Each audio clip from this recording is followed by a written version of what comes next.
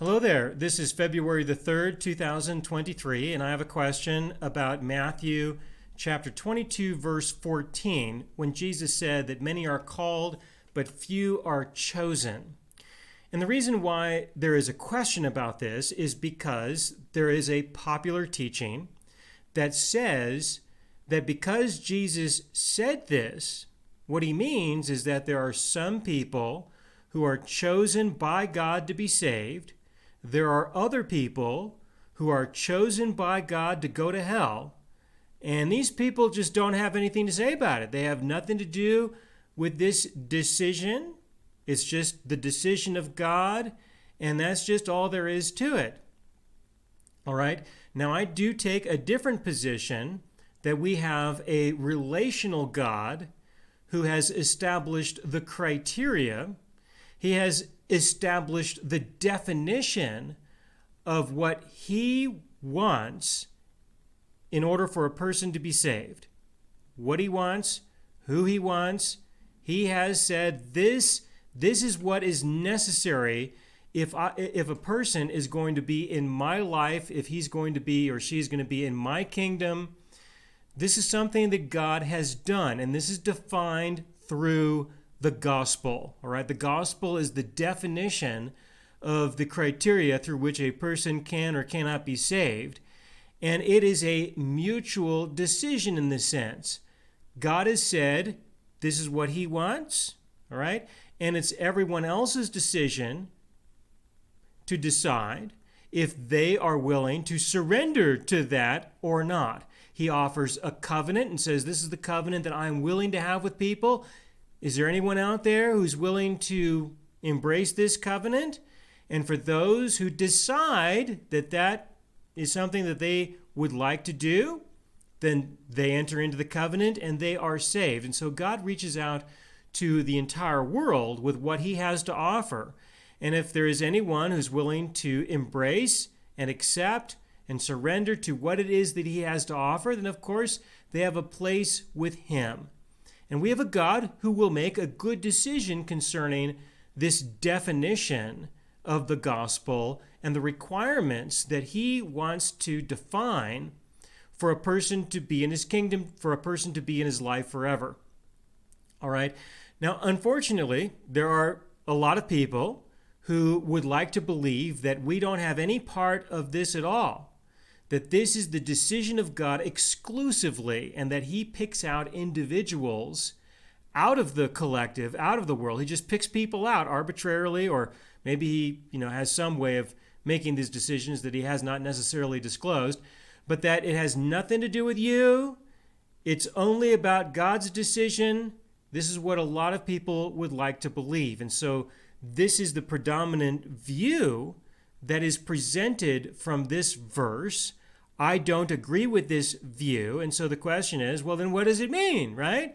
What does that mean? If you look at Matthew chapter 22, verse 14, it says, Jesus said, for many are called, but few are chosen. So what does that mean? Well, I think in this case, it would be a really good idea to recognize that this is the conclusion of some things that he just said, right? And not just take this out of anywhere, all right, and say, okay, we're gonna quote this, and then by implication or by social pressure or just because we're in charge, whatever somebody says, and now we're gonna tell you the meaning. Why don't you think about what the people had said just before that and what Jesus was saying?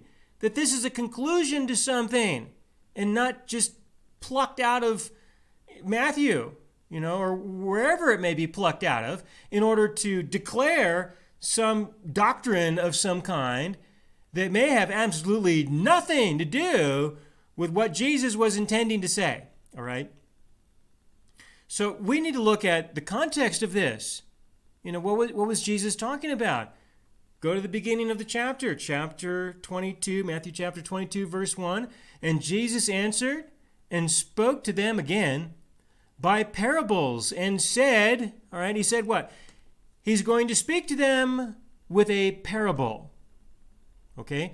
This is going to be a parabolic teaching. in order to make a point about something. And there is a conclusion to this, but you need to consider, what was the parable? What was he talking about? So let's proceed with that a little bit. He goes on in verse 2 and he says, "The kingdom of heaven is like a certain king who arranged a marriage for his son and sent out his servants to call those who were invited to the wedding, and they were not willing to come. Again, he sent out other servants, saying, 'Tell those who are invited, see, I have prepared my dinner, my oxen and fatted cattle are killed, and all things are ready. Come to the wedding.' But they made light of it and went their ways, one to his own farm, another to his business. And the rest seized his servants, treated them spitefully, and killed them. But when the king heard about it, he was furious, and he sent out his armies, destroyed those murderers, and burned up their city. Then he said to his servants, 'The wedding is ready, but those who were invited were not worthy. Therefore go into the highways, and as many as you find, invite to the wedding.' So those servants went out into the highways and gathered together all whom they found, both bad and good, and the wedding hall was filled with guests. But when the king came in to see the guests, he saw a man there who did not have a wedding garment. So he said to him, 'Friend, how did you come in here without a wedding garment?' And he was speechless. Then the king said to the servants, 'Bind him hand and foot, take him away, and cast him into outer darkness. There will be weeping and gnashing of teeth, for many are called, but few are chosen.'" All right, this was the parable. Now, there are a number of ways to go through this. Of course, it would be nice if I could spend some time and go through this verse by verse, as I would normally teach through a verse by verse study. But I'm not going to do that in this presentation because I'm answering a question about what I would call a false doctrine. All right, so I'm going to speak to this differently, but hopefully one day I'll be able to do a verse by verse study through the book of Matthew. I'd love to do that, and then the presentation will be a little bit different. All right, so for Jesus to speak parabolically, he was doing this because the people there had made a decision, all right, from the religious leadership. They had made a decision that they were not going to accept him as the Messiah. So he changed the way that he was teaching the people. Instead of being direct and open and upfront with people, he would speak to them parabolically. He would speak to them indirectly because they were not willing to receive what he had to say to them directly. Now he'll just tell them stories. That's what he's going to do. And so this is one of the parables that he spoke to the people about. But it's the same fundamental message that he was presenting before he changed his ministerial approach and spoke parabolically. It's the same message. And the same message is, you are to repent and obey. And you are to obey the law of God. And you are to be perfect, righteous and holy through your repentance and your obedience to the Mosaic law. That was the message. And the purpose of the message was not because people were going to succeed. Nobody's going to be able to succeed at that. The purpose of that was to show that a person would never make it into the kingdom of God without the grace and mercy of God. They're not going to be able to make it in there by their obedience, by their sinlessness. This was the message that he brought to the people because the people at that time had declared that they had succeeded in finding a way to live in complete obedience to the Mosaic law. That was a belief of the people, of the religious people at this time in history. And so God himself personally showed up and he said, well, you guys might be impressed with each other, but he's not impressed. And that's what he was doing. This is another parable in order to state that fact.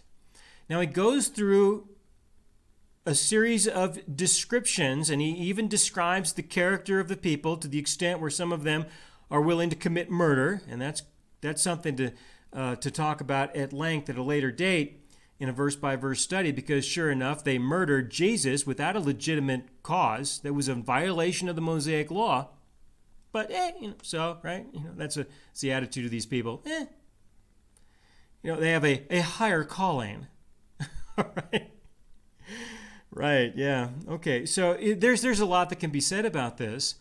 But in the end, he uses the example of the wedding garments. All right, now the people at this time, they were really big. I mean, you just need to read what they wrote, okay? They were really big on the idea that their lifestyle, their obedience to God, their observance of the law was like a garment. All right, and that was their ticket into the kingdom of heaven. They're right with God. Their righteousness is defined by this garment that they have, which of course is all exterior. It doesn't matter really what the condition of your heart is. It just what really matters is just your appearance. That's all that really matters to most people. All right, but this is the connection that he was making with them, was to say that they have the wrong garments. I mean, they don't have them. They don't have the right ones. Now, according to the gospel, the only way that a person is gonna be righteous with God is because of what God did for us, not because of what we think we're going to do for God. There's a whole lot that can be said about that, and I've already produced a lot of content on the gospel. But at the end of this story, he says, many are called, but few are chosen. What he's saying is that many are called. And who was called? Well, in this case, you could say just about everyone was called in his kingdom. Everyone was called, but only some showed up. Okay? And from what I can tell through reading through this story, that was a decision. That was their decision. It wasn't as if the king or God, he overcame their will. Oh, no. You can't have any choice. You can't have the ability to choose or decide what you're going to do with your life or your time or whether you're going to go to this wedding or not. No, somehow the king overcame their ability to decide, and so they didn't go. That's what, there's a lot of people who want to believe this. I understand that there are people who just really want to believe this, and they're suggesting that that's here, but I don't see that that's here, which is probably why they generally do not mention the verses above this verse, because if they did, you'd probably figure it out, that it's totally out of context. But instead, they want to believe that, the whole collective was called and some were chosen. Well, what this means here is that everyone was called and invited to decide if they wanted to be a part of this or not. And of those who came, the king also got to make a decision with regards to who he was going to allow to stay or not. It was a mutual decision. There were people who decided that they wanted to be in his life, and he got to decide if he wanted them to be in his life or not. All right, this was a mutual decision. And in this example, the criteria was, do you have the right clothes on? Do you have the recognized respectable kinds of clothes? It could be anything. It could be, do you wear socks or not? It could be anything, all right? But the point is that there is a mutual decision that is described here in order to define the relationship. Okay, and I understand that most people they are totally unwilling to consider the possibility. This is just beyond unacceptable. They cannot consider the possibility that maybe a relationship could be defined by the mutual decision of both people. There are people who are going to say, oh no, No, that is completely, totally unacceptable. We cannot have that. Any relationship that may exist, it can only be one person decides everything, or the other person decides everything. It means that one person exercises force upon another person and another person's life and existence, or the other person exercises force on the other person's life and existence. And if there's some kind of mutual decision that happens somewhere, well, then we'll have to have a third party who exercises force, like maybe the government, the guys with guns, who will put you in prison or kill you, if you don't do whatever you are told, and this is what people, they really, really want. These kinds of relationships. Why? Because they will not enter into a relationship that somebody else will be able to force them. Only those through which they can force other people. And so this belief that God chooses who's going to be saved and who's not going to be saved, and the other person has no choice in the matter, is compatible with the belief of a lot of people about what a relationship is. All right, but God sees things differently. He says, no. This is going to be a mutual decision. Both you and I, we're going to come to an agreement, and neither one is going to force their will on the other. That's how God establishes relationships. And you might be thinking, well, he forces people to go to hell. Well, it doesn't look like that, all right? It isn't about that. These are people who decided that they do not want to have a legitimate relationship with him, so he's not going to let them into his kingdom. There's nowhere else to go but to go to hell. There's nowhere else to go. That isn't an issue of him forcing people. It's just there's just no other option because of their refusal to embrace the well-defined covenant that he made. And he's the creator. He's God. He gets to define these things. And what he decides is good. That's just the way things are. All right. So this point of view that people have, let me read you this story from their point of view. Okay, if you want to say that he chooses everybody who's going to be saved and that's it.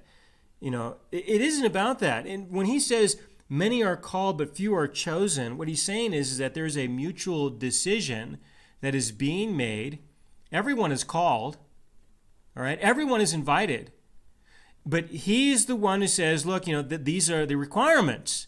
And in this example, it was just having the right clothes on. And this is figurative language in order to describe what he had been saying all along before he started speaking parabolically. All right? Now let's go back and read this from the point of view of somebody who wants to think otherwise. What would this look like? The kingdom of heaven is like a certain king who arranged a marriage for his son. Okay, we're doing okay so far. And sent out his servants to call those who were invited to the wedding, and they were not willing to come. Well, they were not willing to come. What does that mean? That means that the king somehow did something to make them refuse. It wasn't that they weren't really, it wasn't that they had the ability to decide if they were going to go or not. The king found some way to make sure that they were not going to come. And that just, I don't see how that can fit here. I just don't. Again, he sent out other servants saying, tell those who are invited, see, I've prepared my dinner, my oxen and fatted cattle are killed, and all things are ready. Come to the wedding. What's he doing sending them out a second time? A second time? That doesn't make any sense. He forced them not to come somehow. He forced them not to come already. What's he doing this a second time for? Is he just... Is this some kind of fun for him? Is that what this is? I would start to think that maybe Jesus got the story wrong, because a second time just doesn't make any sense. Okay. But they made light of it and went their ways, one to his own farm, another to his business. Oh, because God forced them to do so. God decided that was how they were going to behave. And the rest seized his servants, treated them spitefully, and killed them. Well, what is this? So some went their way, but others, they committed murder because, of course, God is loving. That's what these people are thinking. God is loving. And so we're going to murder these people. He's going to encourage these people because he's decided that these people are going to go to hell anyway, I guess, right? That they're now going to murder these other people who, maybe God decided that he wants them to go to heaven early. That's what these people are coming up with. That, this is all God's just murder people. Yeah, it doesn't stop there. Go to the next verse, right? Verse 7, but when the king heard about it, he was furious, and he sent out his armies and destroyed those murderers and burned up their city. So not only did if we were to use this in this figurative, symbolic way, from the this other point of view that I don't agree with, people would say, so now we're going to have some more killings, all right, and those who probably had nothing to do with it at all, those who just went home to their farms and those who went back to their businesses, we're going to torch their places too, because God is loving. This is what people are coming up with. All right, so okay, that's the kind of God that you really need to have in your life. Verse 8, then he said to his servants, the wedding is ready, but those who were invited were not worthy. What do you mean they're not worthy? Jesus is just not getting the story right, I guess, because to be worthy means that it has something to do with you. And of course, that's unacceptable from this philosophical point of view that people want to have. So definitely we think that there's a problem. Maybe that's why nobody reads this and quotes this when they go to verse 12, because we have a feeling that maybe Jesus just got it wrong. All right. I mean, this is what people are coming up with. I mean, you end up having to come up with. Verse 9, therefore, go and find as many as you can. Verse 10, so those servants went out into the highways and gathered together all whom they found, both bad and good, and the wedding hall was filled with guests. But when the king came in to see the guests, he saw a man there who did not have a wedding garment. And why do you suppose that was? Well, that was because the king figured out in advance somehow how to make sure that this guy put on the wrong clothes. Maybe he sent one of these servants over to steal his clothes. And he couldn't get some new clothes in time because everybody else was either torched, right, or they were at the wedding. And so there was no other way for him to get there. See, the king's got him now, doesn't he? See, yeah. This is how people relate to each other in real life. So I guess that's an acceptable interpretation. That's what we should be thinking about. So he said to him, friend, how did you come in here without a wedding garment? And he was speechless. Well, of course he's speechless. Of course he's not going to say anything. The king, has not given him the words to speak. All right. Then the king just, we're now going to cast this person out. There will be weeping and gnashing of teeth, for many are called, but few are chosen. And this guy obviously was not, and what this means again is it just simply means that everybody is called.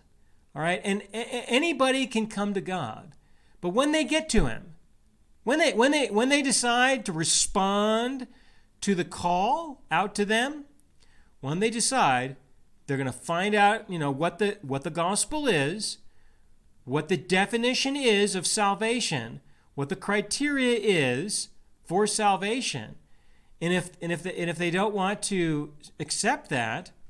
All right, well, then they're not one of the kinds of people that God has chosen to have in his life.